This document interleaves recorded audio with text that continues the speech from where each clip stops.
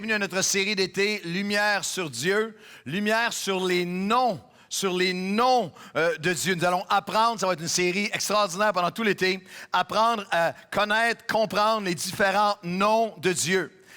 De connaître et de marcher dans la réalité des noms de Dieu, de qui il est, ouvre des portes, donne des clés qui ouvrent des trésors, nous donne accès à à son caractère, à sa nature, à qui il est, à ce qu'il veut, ce qu'il peut et ce qu'il veut faire dans chacune de nos vies. Dans la Bible, Dieu se révèle par ses différents noms, afin qu'on puisse saisir pleinement qui il est dans chaque sphère de nos vies. Il y a des dizaines et des dizaines de noms pour Dieu et pour Jésus-Christ dans la Bible. Je vous en cite quelques-uns, les noms. C'est... Et juste avant que je les lise, pendant que je vais les lire, ceux d'entre vous qui connaissent le Seigneur, entendez ces noms en disant, ça c'est mon Dieu, ça c'est mon Seigneur. Ces noms-là sont pour moi aujourd'hui. Il est le Dieu Tout-Puissant, le Dieu Très-Haut, le Seigneur, le Maître, le Seigneur ma bannière, le Seigneur mon berger, le Seigneur qui guérit, le Seigneur qui est là, le Seigneur notre justice, le Seigneur qui nous sanctifie. Dans mes notes, ça disait que vous diriez amen à un moment donné à travers ça. Le Seigneur éternel, le Seigneur qui pourvoit, le Seigneur notre paix, le Seigneur des armées, le Seigneur notre Père. Les noms de Jésus dans la Bible, il est tout-puissant, il est alpha et oméga, il est l'avocat auprès du Père, il est l'auteur et celui qui accomplit et perfectionne notre foi, il est autorité, il est le pain de vie. Il est le Fils bien-aimé, il est l'époux, il est la pierre angulaire, il est le libérateur, il est fidèle et juste, il est bon berger, il est grand médiateur, il est le chef de l'Église, il est le grand je suis, il est Emmanuel, Dieu avec nous. Il est cadeau indescriptible. Il est le juge, le roi des rois, l'agneau et le lion, la lumière du monde. Il est le Seigneur de tous. Il est le Messie tout-puissant. Il est celui qui nous libère. Il est notre espoir, notre paix. Il est prophète, il est rédempteur. Il est Seigneur, il est rocher. Il est notre sacrifice. Il est le sauveur. Il est le Fils de l'homme, le Fils du Très-Haut, le Créateur suprême au-dessus de tout, la résurrection et la vie, la porte, le chemin, la parole, la vérité, le victorieux, le merveilleux conseiller, Dieu tout-puissant, le Père éternel et le Prince de la paix. Voulez-vous applaudir son nom? Allez, Nouvelle Vie, applaudissez son nom avec moi ce matin. Dans la Bible, Dieu se révèle par ses différents noms et c'est les noms uniques de Dieu qui révèlent des facettes de qui il est. Il n'y a pas un seul nom de Dieu qui peut encapsuler, qui peut révéler tout ce qu'il est, tout ce qu'il veut être dans chacune de nos vies. La découverte de l'importance de ces noms. Notre verset de départ ce matin dans Ésaïe chapitre 52, versets 5 et 6. On doit entrer dans la découverte ensemble, dans ce début d'été. Pasteur Denis Morissette a commencé la série de manière magnifique la semaine dernière, mais nous voulons entrer dans l'été avec la découverte de l'importance de ces noms. C'est important pour chaque croyant, c'est vital de connaître ces noms. Ésaïe 52, versets 5 et 6, le Seigneur nous dit pourquoi. Il exprime à l'époque, 800 ans avant Jésus-Christ, une réalité extrêmement présente aujourd'hui. Il dit « À chaque jour, mon nom est outragé. C'est pourquoi mon peuple doit connaître mon nom. Je vais révéler mon nom à mon peuple. C'est pourquoi il me reconnaîtra en ce jour. Il saura que c'est moi qui parle et qui dit « Me voici ». C'est vraiment important. Le Seigneur dit mon nom. À chaque jour, mon nom est outragé.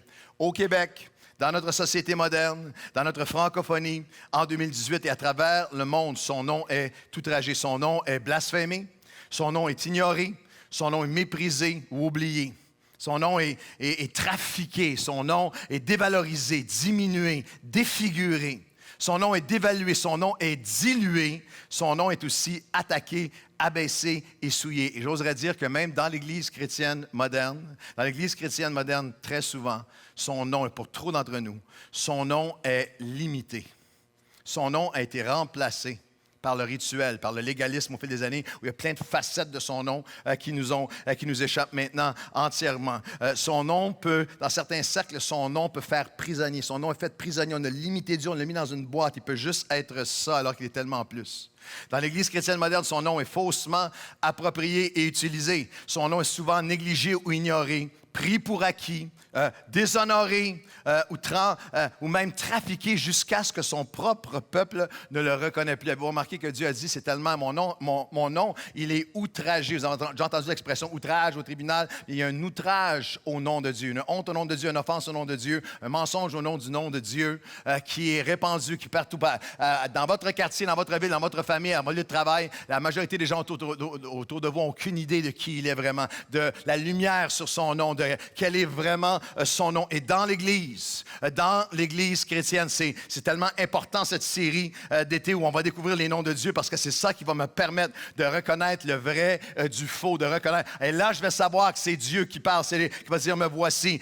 Sans cette révélation, l'Église perd son impact, elle perd son influence. C'est tellement important, les noms. Les noms ont une importance dans toutes les époques, mais à l'époque biblique, dans l'époque des textes de l'Ancien et du Nouveau Testament, les noms étaient tellement importants que même Dieu changeait parfois le nom. Tellement important que Dieu lui-même changeait le nom des personnes qui marchaient avec lui, leur nom qui reflétait une réalité spirituelle afin de refléter une nouvelle réalité avec eux. Il y a plusieurs exemples de ça. Abraham a été appelé, Dieu a dit, tu vas maintenant t'appeler Abraham, le père de la foi. Mais Abraham, son nom voulait dire père élevé. C'est un homme de richesse, un homme de possession matérielle, d'influence. Ça parlait de son influence. C'est un homme qui était limité à une influence au niveau matériel, pouvoir, puissance. Et Dieu a dit, je vais changer ta vie, je vais te transformer, je vais te remplir de mon esprit. Tu vas devenir Abraham, le père d'une multitude. Je vais te donner un héritage qui va être spirituel. Je vais te donner un héritage qui va être éternel. Tu ne vas pas être seulement un père riche matériellement, mais tu vas maintenant tourner ton cœur comme le mien vers les personnes, vers les gens, vers un héritage spirituel. Jacob, son nom dans sa forme originale veut dire le manipulateur, celui qui manigance, l'usurpateur, le trompeur. Et toute sa vie reflétait ça, mais il a lutté avec Dieu et Dieu s'est mis à le changer, à le façonner, à lui apprendre à marcher autrement. Et Dieu dit dans Genèse 32, tu t'es appelé Jacob, mais maintenant tu seras appelé Israël. Maintenant tu seras celui qui le nom veut dire qui va vaincre avec Dieu. Tu vas maintenant être un prince pour moi, quelqu'un qui va marcher dans l'autorité de mon nom, quel que soit ton nom passé. Dieu t'appelle à être un prince pour lui, à marcher, à une princesse, à marcher dans son autorité. Souriez à la personne près de vous et dites-lui bonjour, je me présente, prince, et dites votre nom, princesse. Dieu change les noms des gens. Fascinant, les enfants de Osée. Osée est un homme de Dieu dans l'Ancien Testament, dans une saison où le peuple rejetait Dieu de manière massive. Et dans Osée chapitre 1, Dieu change le nom de ses fils et filles pour illustrer, pour signifier un changement que Dieu voulait faire dans sa relation avec son peuple. Alors qu'il s'appelait Lo-Ami, qui veut dire, son fils s'appelait Lo-Ami, vous n'êtes pas mon peuple, vous êtes étranger à moi, tu t'appelleras maintenant ami. Tu t'appelleras maintenant celui qui est réconcilié avec moi, tu es maintenant mon peuple. Alors qu'elle s'appelait Ro-Hana, qui veut dire, tu n'es pas accepté, tu n'as pas encore accepté ma compassion, tu n'as pas encore accepté mon amour, tu t'appelleras maintenant Ruana, celle qui la reçoit finalement, celle qui marche dans ma compassion. L'apôtre Pierre, dans l'Évangile de Jean, chapitre 1, verset 42, Jésus, l'ayant regardé, lui dit, « Tu es Simon, le fils de Jonas, mais ton nom tu seras appelé Céphas. » Ce qui signifie pierre ou pétra, une petite pierre, une pierre angulaire. Dieu dit à toi et à moi ce matin, alors que tu vas découvrir mes noms, je vais changer ton nom. On ne parle pas ici physiquement, on parle ici spirituellement. Tu étais le fils de, quel que soit, tu étais le fils de quoi, quel était ton arrière-plan. Jésus te regarde ce matin comme il a regardé Pierre. Tu as été jusqu'à maintenant fils de ceci, limité à cela. C'est ça qui était ton héritage. Mais maintenant, tu seras appelé. Et Dieu voit en nous ce qu'on ne voit même pas en nous-mêmes et que personne d'autre ne voit. Il prend les petits cailloux les plus faibles, les fils de Jonas, et il en fait des pierres angulaires solides pour Dieu qui vont communiquer son message. Vous devriez dire avec moi, voulez-vous applaudir avec moi et dire, Seigneur, change mon nom. Question ce matin. Êtes-vous prêt à découvrir ces noms afin qu'ils puissent changer le vôtre? Dieu peut-il encore changer votre nom? Avant, à un moment de ta vie, tu étais inconnu de Dieu, étranger de Dieu, et maintenant tu marches avec lui. Mais est-ce qu'il peut encore changer des parties de toi? Est-ce qu'il peut encore t'amener à un autre endroit? Est-ce qu'il peut encore te parler et changer ton nom? Avez-vous faim et soif de le laisser vous faire connaître les nouvelles facettes et manifestations de ces noms? Jésus a dit, dans Jean chapitre 17, la découverte et l'importance de ces noms. Jean 17, 26, Seigneur, Père, je leur ai fait connaître ton nom et je leur ferai connaître ton nom, afin que l'amour dont tu m'as aimé soit en eux et que je sois en eux. Je les ai fait connaître, je leur ferai connaître le désir brûlant de Dieu. Si le ciel s'ouvrait pendant un instant ce matin et qu'on capturait une portion du cœur de Dieu, on serait saisis, on serait sur nos visages à la passion de Dieu de faire connaître son nom. Je les leur ai fait connaître, je leur ferai connaître par mon esprit. Je vais leur faire connaître qui je suis. Est-ce que vous avez le mot « nom » dans la Bible, une tradition du mot hébreu « shem » ou « onoma » dans le Nouveau Testament plus de 1000 fois. Et à chaque fois que vous avez le nom, il y a une poste, ça porte l'idée de responsabilité. Je porte son nom, de direction, je m'en vais en son nom, de mission, de destinée. Un nom exprime non seulement les qualités ou la signification de la personne qui est nommée, mais aussi, lorsque autorisé, l'accès aux qualités, aux promesses, aux ressources de ce nom dans chacune de nos vies. Vous allez connaître, je vous ai fait connaître mon nom, mais je voudrais vous le faire connaître encore plus. Je leur ferai connaître mon nom afin qu'ils puissent recevoir mon amour, que l'amour que tu m'as mis soit en eux, mais aussi afin que je sois en eux. Je voudrais proposer ce matin que c'est impossible pour le Seigneur de vivre à travers vous. C'est impossible que les gens voient Jésus en vous, à moins que vous le laissiez continuer à vous apprendre son nom, à vous apprendre ses noms, qui il est dans toute la profondeur de l'œuvre qu'il veut faire. Écoutez bien. Le miraculeux, le merveilleux et les conquêtes en son nom sont à la mesure de notre connaissance et communion avec son nom. Lorsque Dieu a appelé Moïse à une tâche, comme vous et moi, a appelé à une œuvre spécifique qui était immense, qui était difficile, qui était impossible sans l'aide de Dieu, que Moïse en sentait tout le poids. Dans Exode 3, versets 13 à 15, Moïse dit à Dieu, j'irai donc vers les enfants, je vais obéir, je veux marcher, je veux servir, je veux te glorifier. Mais je leur dirai, le Dieu de vos pères m'envoie vers vous. Mais s'ils me demandent quel est ton nom, que leur répondrai-je? Dieu dit à Moïse, « Je suis celui qui suis. » Et il ajouta, « C'est ainsi que tu répondras aux enfants d'Israël. Celui qui s'appelle « Je suis » m'a envoyé vers vous. » Il dit encore à Moïse, « Tu parleras ainsi aux enfants d'Israël. L'Éternel, le Dieu de vos pères, d'Abraham, d'Isaac, de Jacob, m'envoie vers vous. Voilà mon nom pour l'éternité. Voilà mon nom de génération en génération. » L'appel, littéralement, lorsque Moïse était appelé à cette œuvre surnaturelle à laquelle Dieu l'appelait et qu'il était rempli de crainte, Dieu l'a fortifié en lui donnant une fraîche révélation de un de ses noms. Quel que soit ce que tu traverses en ce moment, Dieu veut te donner une révélation de son nom, de qui il n'est. Pas une révélation intellectuelle que tu vas apprendre un mot de plus. Une révélation qui devient une réalité éternelle, qui est une expérience dans ta vie en toi. Il lui a dit... Qu'est-ce que je vais leur répondre lorsqu'ils vont me demander quel est le nom de celui qui t'envoie? Je suis celui qui suis.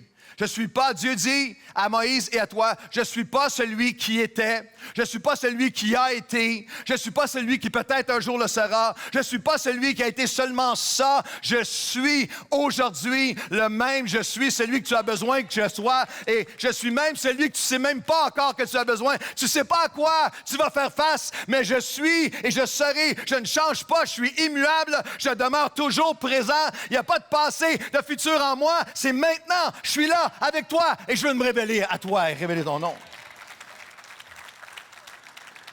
Les noms sont importants, même nous, Dieu n'aime pas lorsqu'on prononce mal son nom. Combien d'entre vous, vous avez des noms plus particuliers, puis des fois, ça nous agace, que les gens prononcent mal mon nom. Moi, mon nom, au Québec, Claude Hood, ça va. Mais depuis 30 ans, je voyage aux États-Unis, c'est une horreur. Aux États-Unis, ça fait Cloudy, Howdy, ça fait toutes sortes de... Ça m'agace parce qu'il prononce mal mon nom. Dites à la personne près de vous, prononce mon nom comme du monde. Dites ça à quelqu'un près de vous. Lorsqu'on parle des noms, à chaque année, je suis un peu éberlué, ça me fait sourire. Vous savez qu'à chaque année, il y a un registre de l'État civil du Québec qui nous donne toute la liste des noms que lorsque tu vas faire pour ton enfant, il faut que tu enregistres son nom à l'État civil. Et il y a des noms à chaque année qui sont refusés. Des gens sont allés et ont dit, moi, je veux que mon fils s'appelle comme ça. Et l'État civil dit, c'est beau la créativité, là, mais non, tu ne peux pas y donner ce nom-là. 2017, il faut aller chercher ça sur Internet, les noms qui ont été refusés, des noms refusés à l'État civil. Quelqu'un qui a dit, c'est comme ça que je vais appeler mon fils ou ma fille. Si vous êtes ici dans la salle, soyez en paix, mais faites plus ça. Alors, les noms de l'État civil, les noms refusés, Bulle, Chandelle Baudouin, Fourchette, Gaufrette, Spatule Desjardins, Décibel, c'était peut-être un technicien de son, Décibel, Tipeee. Et des jumeaux, il y a des parents qui ont eu des jumeaux qui ont dit, j'aimerais appeler nos jumeaux Babar et Tribord. Il y a des noms qui ont été acceptés, qui sont portés par des personnes au Québec. J'hésite tout le temps parce qu'ils peuvent être assis dans la salle. Mais il y a des personnes au Québec en ce moment, en 2017, le nom, ils sont encore bébés, qui ont été portés Halloween, Jacuzzi Morelli, Jacuzzi, Burger, Cash, le papa avait des ambitions financières. Cash, Pamplemousse Baudouin, Pamplemousse. Des noms qui nous rappellent que la nomenclature n'égale pas la substance. C'est pas parce que tu nommes quelqu'un quelque chose qu'il va le devenir ou qu'il l'est. Des noms officiels qui existent au Québec à l'État civil en 2017, des parents qui pensent peut-être qu'en nommant un nom spécial à la personne, que le nom va automatiquement produire quelque chose en elle. Il y a quelqu'un qui s'appelle Zinedine Zidane Beauchemin. Michael Jordan Joseph, Wayne Gretzky Campbell, Bono U2 Stevenson, Céline Dion Tremblay, Bill Gates Johnson. Que si je le nomme Bill Gates, il va être riche. Que si je l'appelle Céline Dion, on va chanter. Et si je le nomme Zinedine Zidane, ça va être le meilleur joueur de foot au monde. Est-ce que je peux le dire ici, ce matin, le nom ne produit pas la nature. L'appellation n'égale pas l'autorité, les attitudes de l'accomplissement. Non. Tu peux porter un nom, ça ne veut pas dire que tu vas en posséder ses qualités. L'héritage d'hier ne garantit pas une histoire aujourd'hui. Le témoignage de son nom ne produit absolument pas un triomphe aujourd'hui. Parce que j'ai le nom de chrétien ou le nom de Dieu ou qu'il y a un héritage chrétien sur ma vie ne me communique pas automatiquement les valeurs, la puissance, l'onction, la réalité, la nature et de Dieu. J'ai besoin d'être en communion, de connaître, de m'approcher, d'être rempli à nouveau, de crier, Seigneur, viens écrire ton nom dans la réalité de ma vie. Voulez-vous applaudir avec moi? La découverte et l'importance de son nom. Nous pouvons porter honte à son nom. Il faut avoir honte de prononcer son nom. Ou nous pouvons honorer son nom. Nous pouvons perdre la préciosité de son nom. Ou nous pouvons progresser. La représentation de « je veux porter son nom ». Nous pouvons être remplis de crainte parce que nous ne connaissons pas, nous ne connaissons plus, ou nous ne sommes plus en communion, ou nous nous sommes éloignés de son nom. Ou nous pouvons être remplis de confiance, quel que soit ce que nous traversons, parce que nous connaissons son nom, nous possédons son nom, nous marchons dans son nom, nous croyons en son nom, nous portons son nom et nous sommes portés par son nom. Nous pouvons être trompés, être tentés. Nous pouvons être tirés vers le bas par Satan lui-même si nous perdons la réalité de son nom, la profondeur de son nom. C'est assez fascinant. Dans le livre des commencements, dans le livre de la Genèse, vous avez ce portrait de combat spirituel où Adam et Ève sont tentés par Satan lui-même. Et vous avez, à travers de Genèse chapitre 2 et chapitre 3, chapitre 2, verset 4 à chapitre 3, verset 1, la Bible réfère à Dieu avec le nom, l'Éternel Dieu en français, qui est Elohim. Jéhovah Elohim. Littéralement, Jéhovah parle de son autorité relationnelle de Dieu avec sa création. Et Elohim, c'est ses capacités créatives illimitées. Voici qui est Dieu, c'est ça. Juste ce nom-là, on en a vu des dizaines, mais ce nom-là, Jéhovah Elohim veut dire il y a une autorité relationnelle avec l'humanité. Tu as besoin, tu te soumets à lui, tu marches sous sa main puissante et il a des capacités créatives illimitées. Il ne manquait pas ceci. Satan n'avait aucun problème Lorsqu'il a essayé, il est venu pour tenter Adam, lorsqu'il est venu pour les faire tomber, leur faire perdre leur héritage, il savait très bien qu'il ne pouvait pas faire abstraction de Dieu. Comme avec la plupart d'entre vous et de moi, que nous sommes à un autre endroit dans notre vie où l'ennemi essaie de nous attaquer avec l'existence de Dieu. Dieu n'existe pas, il n'y a pas... Non. Il savait que s'il essayait ça avec Adam et qu'il n'irait pas loin, mais il va être beaucoup plus pernicieux, il va être beaucoup plus destructeur, beaucoup plus subtil. Il ne va pas essayer de nier l'existence de Dieu, mais il va utiliser un nom pour Dieu, Elohim, il va utiliser une version du nom en hébreu. Lorsque vous lisez dans Genèse 3:1, Dieu, l'ennemi Satan dit, Dieu a-t-il réellement dit, ce n'est pas l'éternel Dieu, ce n'est pas Jéhovah Elohim, c'est une version, une nuance en hébreu qui était utilisée, une version limitée du mot Dieu dans son sens ordinaire, et même utilisée pour des magistrats humains. Lorsque Dieu a-t-il réellement dit, il est en train de faire ce que l'ennemi fait encore aujourd'hui. Il est en train de déifier l'homme et d'humaniser Dieu. Alors, la pensée de dénigrer, de dévaluer Dieu afin de te faire délaisser ce qu'il a dit. De faire délaisser sa parole. La tentation, réduire Dieu afin de nous amener à rejeter ses commandements. Banaliser le nom de Dieu dans nos vies afin que nous, on en vienne à bannir son nom de nos vies au quotidien afin que l'ennemi puisse nous tirer au plus bas. Ce n'est pas une blague, ce n'est pas une option, ce n'est pas optionnel, ce n'est pas un luxe, ce n'est pas pour une élite. Tu as besoin de connaître son nom. Tu as besoin de connaître ses noms. Lorsque tu traverses la tempête, tu as besoin de connaître qu'il est le consolateur. Lorsque tu es dans la tentation et que personne ne te voit, tu as besoin de connaître qu'il est le Dieu qui est partout et qui voit tout. Lorsque tout est secoué autour de toi, tu as besoin de marcher dans la réalité du Dieu qui est fidèle. Lorsque tu as tes ressources matérielles dans les mains, tu as besoin de connaître le Dieu qui dit, je suis le Dieu qui va bénir, qui va être justice et à travers toi, je vais te multiplier. Dans chaque aspect de ta vie, chaque relation de ta vie, tu as besoin de connaître. La seule manière, la seule façon que nous pouvons répondre à notre ennemi, c'est avec une vision renouvelée. Il n'est pas juste un petit Dieu, un petit magistrat, un petit patron, le bonhomme en haut, celui que j'appelle lorsque ça va mal.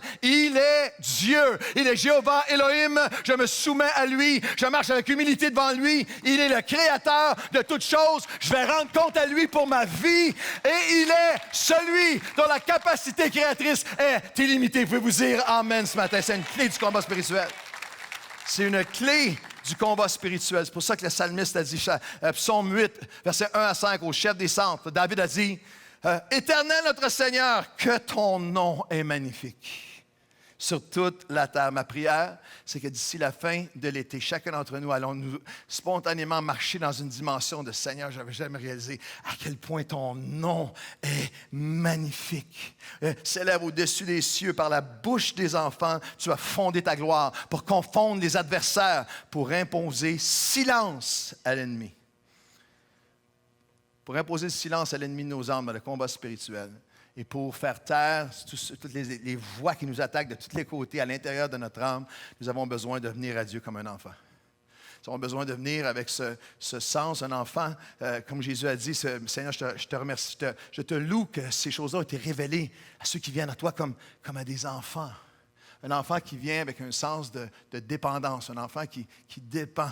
Il est dépend. Et quelle chose magnifique. Comme c'est magnifique de voir un enfant qui va, en même temps qu'il apprend à articuler le nom, papa, maman, papi, mamie, alors qu'il se met à articuler le nom de quelqu'un qui ne l'a jamais dit avant, il ne l'a jamais connu avant, il développe une relation, il est en train d'articuler le nom. Et en même temps qu'il l'articule, il y a une relation qui se développe. Il y a une communion, il y a une confiance. Lorsque je dis papa, je sais qu'il va être là. Lorsque je dis maman, est-ce que vous me suivez ce matin? Dieu dit, je ne veux pas seulement que tu dises Père parce que tu le chantes à l'église ou parce que tu l'as lu dans ta Bible. Je veux venir profondément en toi. Tu viens à moi ce matin. Est-ce qu'on peut être un peu moins préoccupé par notre nom, nos trucs, nos choses, nos agendas et dire, Seigneur, cet été, je viens à toi comme un enfant. Je veux que mon ennemi se taise. Je veux vaincre les mensonges. Je viens à toi comme un enfant. Je dépends de toi. Je viens à toi avec humilité. Je veux connaître plus de toi. Fais-moi connaître tes noms afin que je puisse marcher avec toi et te glorifier. Vous dire Amen.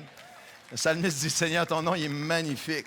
Ton nom est tellement magnifique quand je contemple les cieux, l'ouvrage de tes doigts. La lune et les étoiles que tu as créées. Qu'est-ce que l'homme pour que tu te souviennes de lui? Le Fils de l'homme pour que tu prennes garde à lui. Seigneur, ton nom est magnifique sur toute la terre. Lorsque le psalmiste dit c'est l'ouvrage de tes doigts, c'est un terme théologique. L'anthropomorphisme, d'utiliser des attributs du corps humain pour décrire Dieu afin de mieux comprendre qui il est. Dieu a inspiré les écrivains de la Bible parfois à utiliser ses yeux, à utiliser Dieu est esprit, Dieu est invisible pour la compréhension humaine et de dire, on prend des choses qui vont les aider à voir, un peu à comprendre quel est son nom. Et le psalmiste dit ici littéralement, Seigneur, avec ton doigt, quand je contemple ce que ton nom est tellement magnifique, quand je contemple, Seigneur, avec ton doigt la lune, les étoiles, ce que tu as créé, lorsque je contemple les galaxies, les étoiles, les constellations, l'univers, lorsque je contemple l'ampleur, la complexité, l'immensité de millions et de millions de galaxies avec des millions et des millions de planètes dans chacune et d'étoiles, lorsque je contemple ça, Seigneur, et je réalise que tu as fait juste ça avec ton doigt. Pas avec ta main, pas avec ton corps, pas avec... tu sais, comme un enfant, en anglais, on dit finger painting. Comme un enfant qui fait juste peindre. Le psalmiste dit, Seigneur, nous, on est des êtres humains tellement limités. On met pas tous nos efforts pour faire tellement de choses. On a besoin de tout. Mais Seigneur, toi, juste avec ton doigt, tu as créé à partir de rien. Avec ton doigt, Seigneur, tu as créé l'univers. Est-ce que je peux dire que ton problème n'est pas trop grand pour lui? Est-ce que je peux dire que ta dépendance n'est pas trop grande pour lui? Ton passé n'est pas trop grand pour lui? Ton échec n'est pas trop grand pour lui? Ton divorce n'est pas trop grand pour lui? Ton déchirement de cœur, ta peine n'est pas trop grande pour lui? De son doigt, il crée. C'est son nom. Ah, que ton nom est magnifique. Vous voulez applaudir le nom magnifique de notre Dieu? Ah, que ton nom est magnifique. Le psalmiste dit, Seigneur, c'est de l'univers, il va de l'infiniment grand, de sa puissance majestueuse à sa proximité envers moi. De ton doigt, Seigneur, tu as créé l'univers. Mais qui est l'homme pour que tu te préoccupes de moi? Des milliards de personnes sur la planète, c'est trop grand pour mes pensées de le concevoir. Mais tu te préoccupes de moi. Tu n'es pas perdu dans la salle à Nouvelle Vie ce matin. Tu n'es pas perdu dans ton appartement où que tu vives, dans ta maison. Tu n'es pas perdu. Tu n'es pas... Le doigt qui a créé l'univers est aussi celui du Dieu qui, de son doigt, vient dans le cœur des êtres humains. Son nom est aussi le nom de Dieu qui sauve, qui vient. Il est infiniment puissant, mais il est infiniment proche et passionné par toi, par moi. Dieu est passionnément amoureux de toi ce matin. Tous les célibataires dans ce lieu ce matin, j'aimerais juste vous dire une bonne nouvelle, juste un scoop.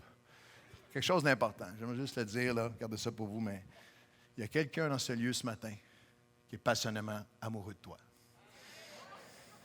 C'est peut-être pas la nouvelle que vous attendiez, mais Dieu est passionnément engagé. Son doigt n'est pas seulement là pour les galaxies, son doigt est là pour ton cœur, pour ton passé, pour ton présent, pour ton avenir, pour ton futur, pour te diriger dans tout ce que son nom a préparé pour toi.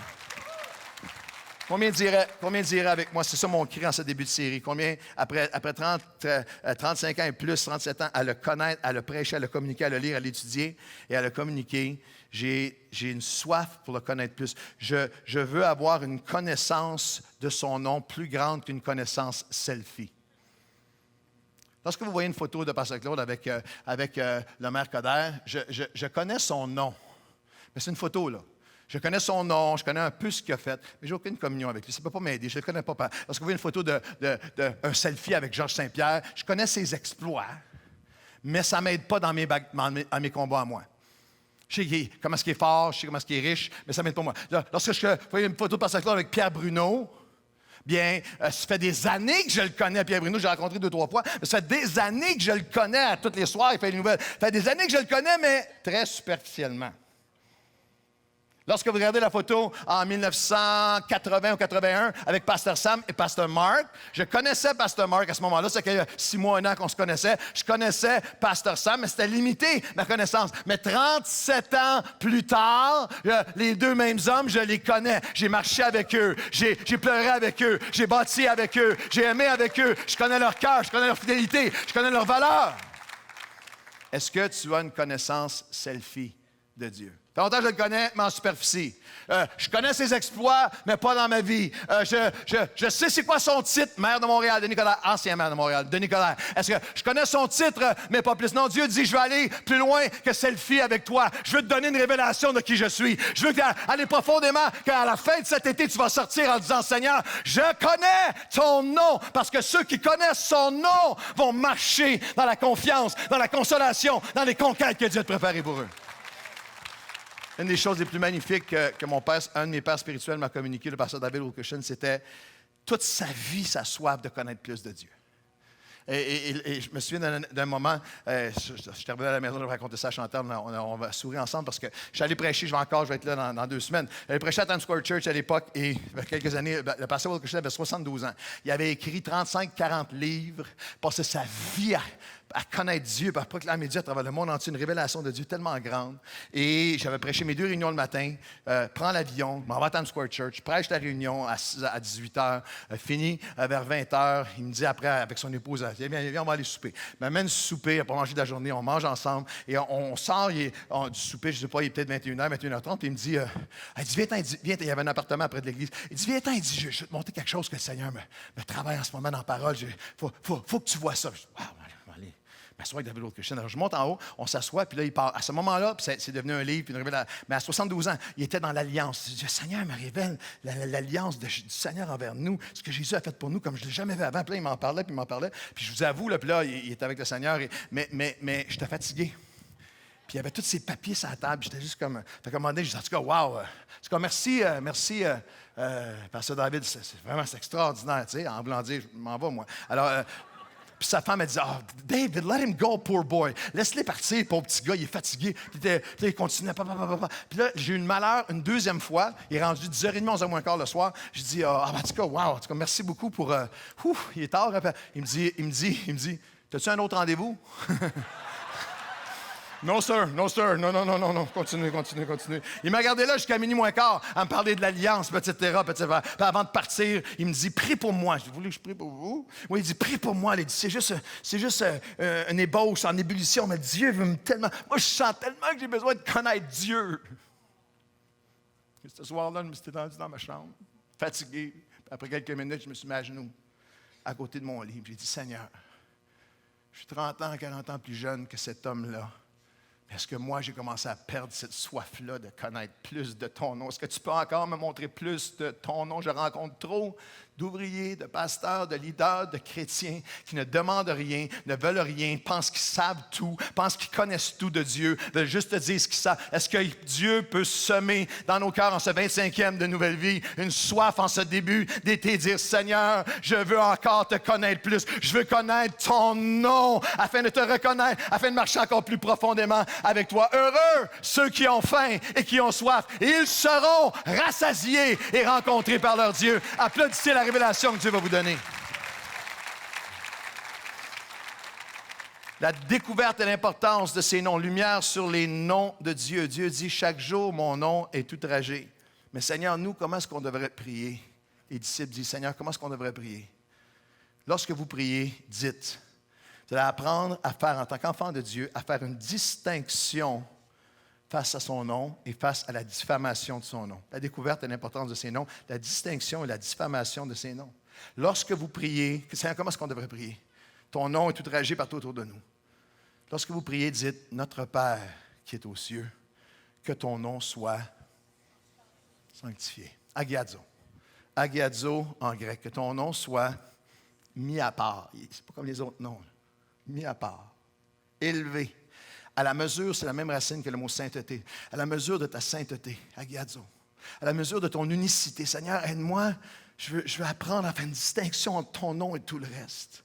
Distinguer à la mesure de honorer, respecter, magnifier. Pas magnifier parce que tu peux faire grandir Dieu, qui est éternel, immuable et qui ne change pas, qui ne peut pas être plus que ce qu'il est. Mais exalter et magnifier dans ta vision à toi de qui il est. Magnifie ton nom dans mon cœur, dans ma vie. Je veux entendre ta voix qui me dit encore aujourd'hui, lorsque vous priez, demandez à Dieu, notre Père qui est aux cieux, que ton nom soit élevé dans ma vie, que ton nom soit honoré dans ma vie, que ton nom soit mis à part. Il est le seul vrai Dieu. éternel, transcendant, qui règne, infini et immuable, illimité, incomparable et inébranlable, qui opère du ciel toutes choses, et nous devons honorer son nom afin d'actualiser et d'expérimenter toute la puissance et la plénitude de ce qu'il désire tellement manifester en nous et par nous.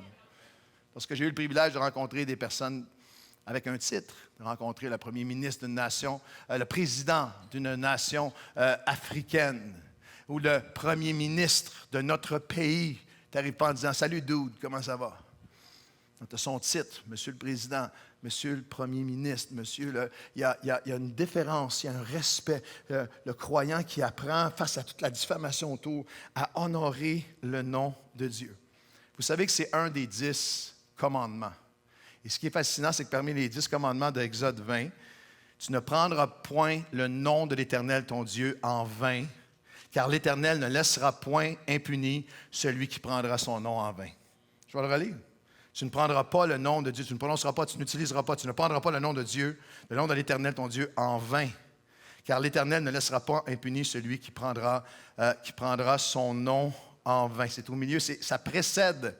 Ça précède, tu ne tueras pas, tu ne voleras pas, tu ne mentiras pas, tu ne commettras pas l'adultère. Mais voyons donc, comment ça que c'est parmi cette liste d'affaires-là si majeure, si... Voyons donc.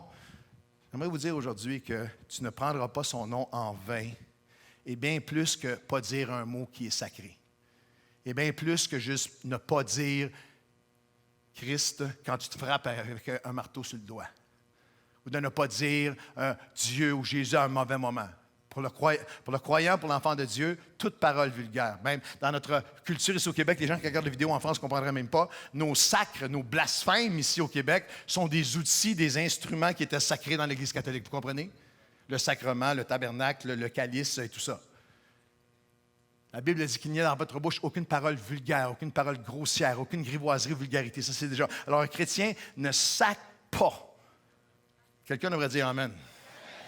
Il n'est pas vulgaire, ne se plaît pas à la vulgarité et aux paroles vulgaires. Mais il faut que ça soit infiniment plus que ça. Parce qu'il y a beaucoup de chrétiens qui n'ont pas sacré depuis des années, mais qui utilisent son nom en vain. Qui rendent son nom vain. Et moi, quand je me suis mis à étudier ça, je dis, Seigneur, moi je ne sacre pas. Là. J'ai sacré avant de te connaître.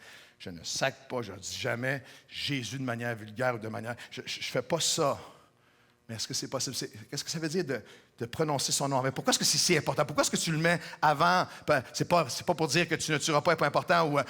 Non, mais pourquoi est-ce que c'est dans la liste de tu ne tueras pas, tu ne commettras pas l'adultère, tu ne voleras pas, tu ne mentiras pas. Et avant ça, tu ne prononceras pas ton nom en vain. Puis pourquoi tu dis l'Éternel ne sera pas impuni? Ça ne sera pas sans conséquence si tu prononces son nom en vain. C'est bien lourd. Comment ça se fait? Rendre son nom vain est l'opposé de sanctifier son nom, honorer son nom. Rendre son nom vain, c'est rendre son nom vide, sans signification.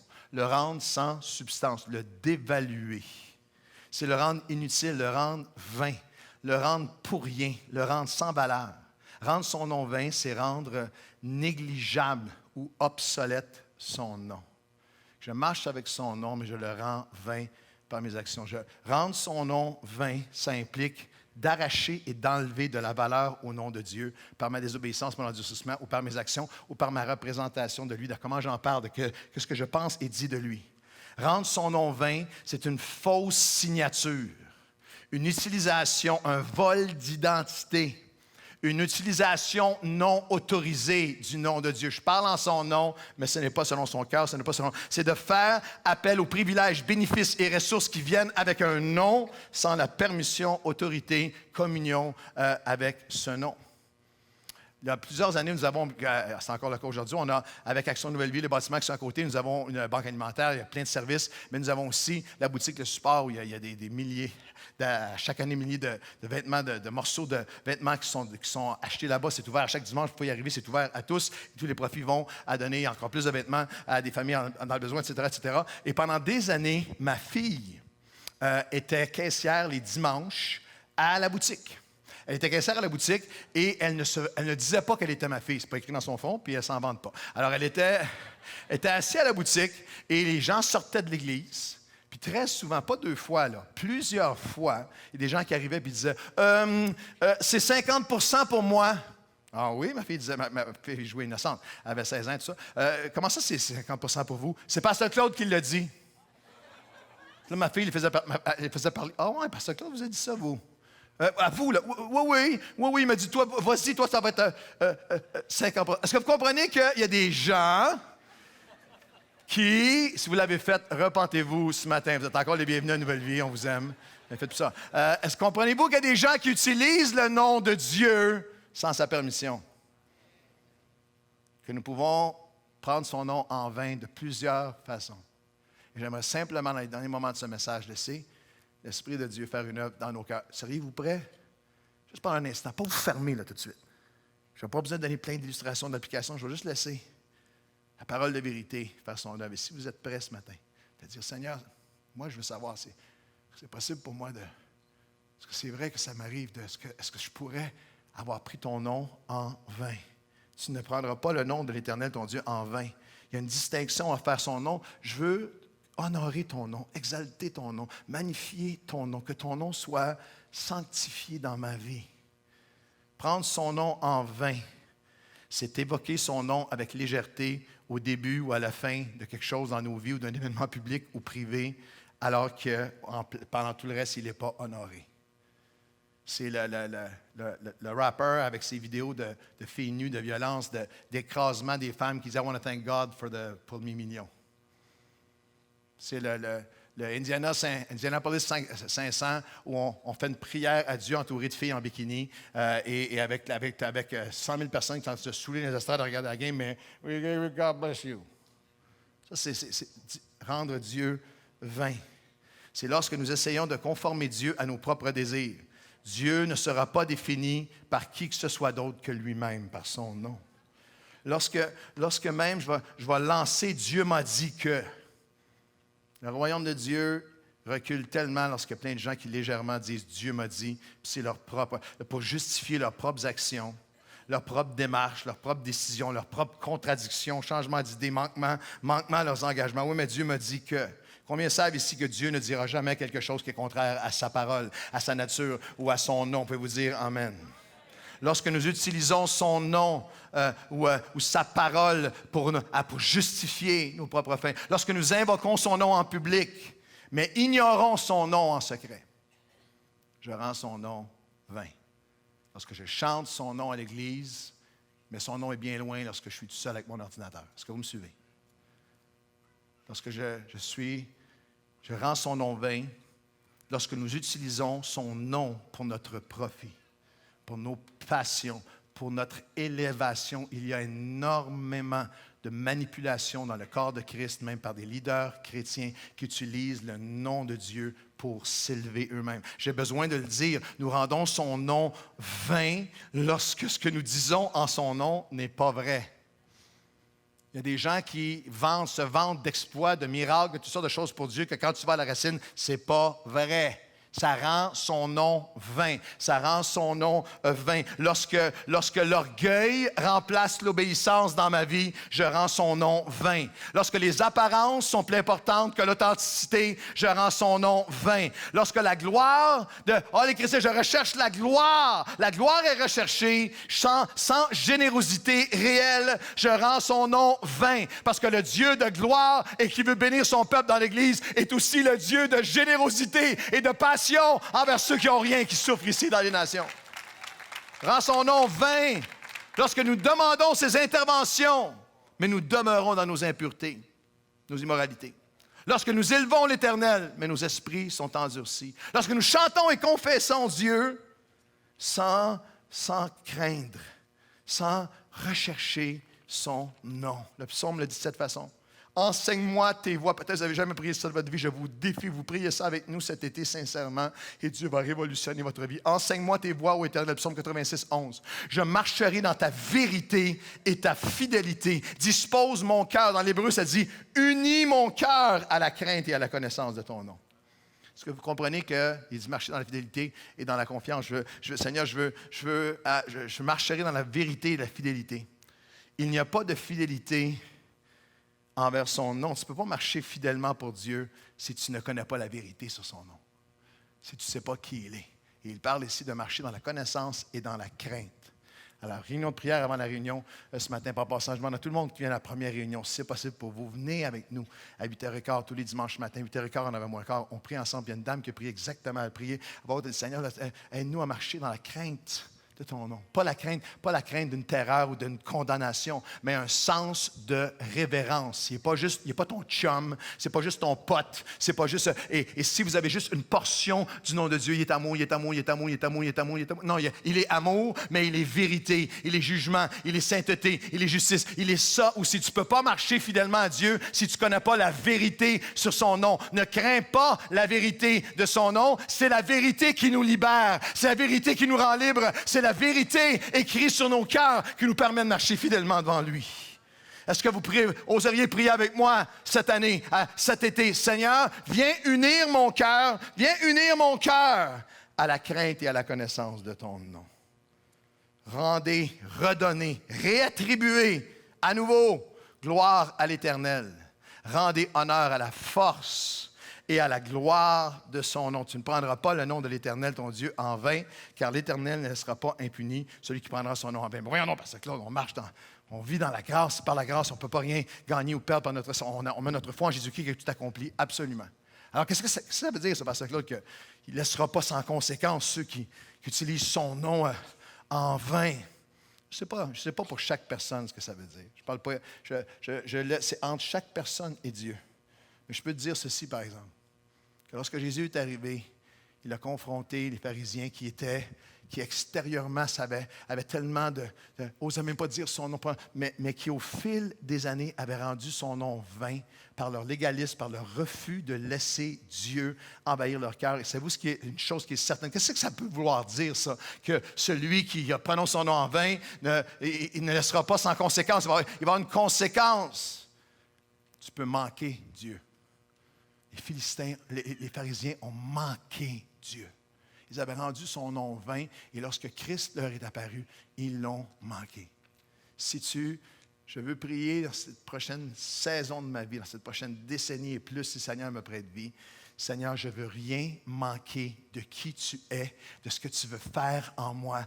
Enseigne-moi à craindre et à connaître toutes les facettes de ton nom afin que je puisse marcher fidèlement devant toi et que toi, tu puisses te manifester dans ta gloire. Seigneur, à Nouvelle Vie, en 2018, nous allons redonner gloire à ton nom, ramener honneur à ton nom, non seulement dans nos chants et nos paroles, mais dans nos vies de tous les jours. Dans le nom de Jésus, quelqu'un devrait dire Amen. Je termine avec ceci, on va continuer la semaine prochaine.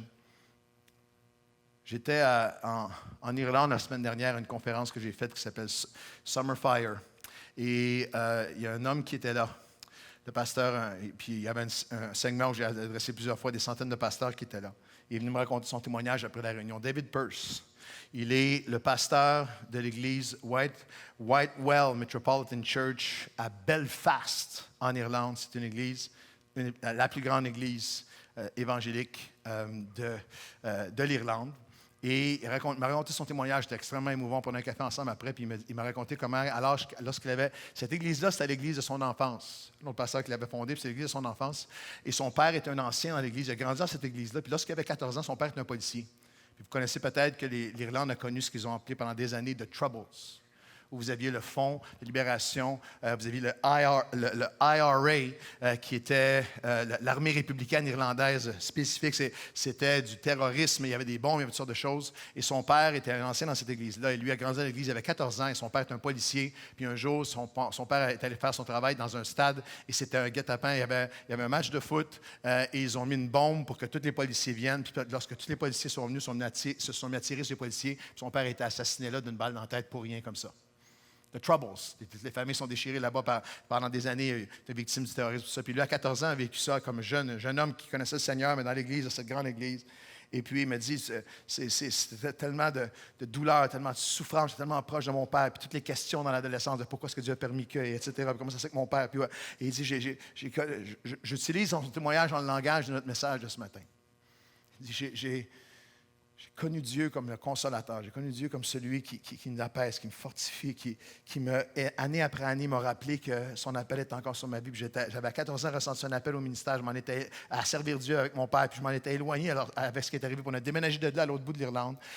Mais je suis revenu et j'ai connu Dieu qui est fidèle et qui m'aime et qui me relève et a commencé à faire le ministère. Et 1 an et plusieurs années, à plusieurs endroits, à plusieurs églises, toujours à l'autre bout du pays. Il y avait une marque, il y avait une trace, il y avait une cicatrice sur son âme à cause de tout ce qui avait pris place là-bas.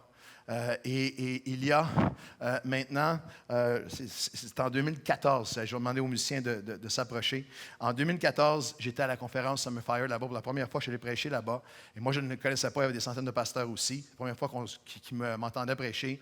Et il était dans un moment de très, très grand découragement dans son ministère, son Église. Et pour la première fois de sa vie, à cause d'une division qui avait pris place, toutes sortes de choses, première fois de sa vie, est arrivé à une place où il a dit, je pense que je vais abandonner le ministère, je vais laisser le ministère. Et j'ai prêché un message qui est venu chercher son âme, chercher son cœur, puis s'est approché en avant avec des centaines qui étaient là. Et lorsque je me suis approché de lui, moi je ne me souviens pas, mais lui, ça a fait une différence dans sa vie. Je me suis approché de lui, j'ai commencé à prier avec lui, je ne savais rien de lui à ce moment-là du tout, un grand gaillard. Je me suis mis à prier pour lui et il m'a dit que j'ai dit ces paroles, puis son épouse était à côté de lui, puis les deux sont fondus en larmes. J'ai dit ces paroles, non seulement est-ce que Dieu va te restaurer, mais il va te ramener à l'endroit où ça a fait le plus mal, à l'endroit de la plus grande souffrance. Et l'endroit de la plus grande souffrance va devenir l'endroit où il va se servir de toi puis il va se glorifier. Tu vas le connaître comme étant le Dieu de la résurrection. Et lui a dit que ce n'est pas seulement les paroles, c'est devenu un feu, c'est devenu... Et lui et sa femme se sont abandonnés à Dieu. Et quelques mois plus tard, l'église de son enfance, le pasteur qui s'en allait à la retraite l'a appelé puis il a dit, est-ce que tu serais prêt à venir prendre l'église? Et lorsqu'il est arrivé dans l'église... J'arrive. Lorsqu'il est arrivé dans l'église à prêcher, puis c'était encore en train de Seigneur, ça se peut-tu que ça soit toi, tu me ramènes? Parce que l'église, j'ai oublié de vous le dire, l'église, elle était à moins d'un coin de rue du stade où son père est assassiné. Première fois qu'il va prêcher, en anglais on dit « preaching for the call », il s'en va prêcher pour voir, est-ce que j'accepte cette invitation-là? Et lorsqu'il est arrivé après la conférence, c'est la parole qu'on avait donnée, puis il a prêché ce message, puis à la fin, il a fait un appel au salut. Puis là, des gens qui sont avancés, puis d'un coup, il a vu 2 hommes s'avancer, puis il voyait qu'ils étaient avec leurs femmes, puis leurs enfants, mais des messieurs âgés. Puis lorsqu'ils se sont approchés, puis il est venu prier pour eux, il y a eu un frisson, parce que le gars s'est penché la tête, puis il a vu le tatouage du IRA dans son cou. Il appartenait à ceux qui avaient, pas lui, mais cette organisation qui avait assassiné son père. Puis j'étais rempli juste d'amour, puis de pardon, puis ce monsieur-là pleurait, puis il disait « Oh God, forgive me, pardonne-moi de tout ce qu'on a fait. » Puis j'ai prié pour lui, je les ai pris dans mes bras.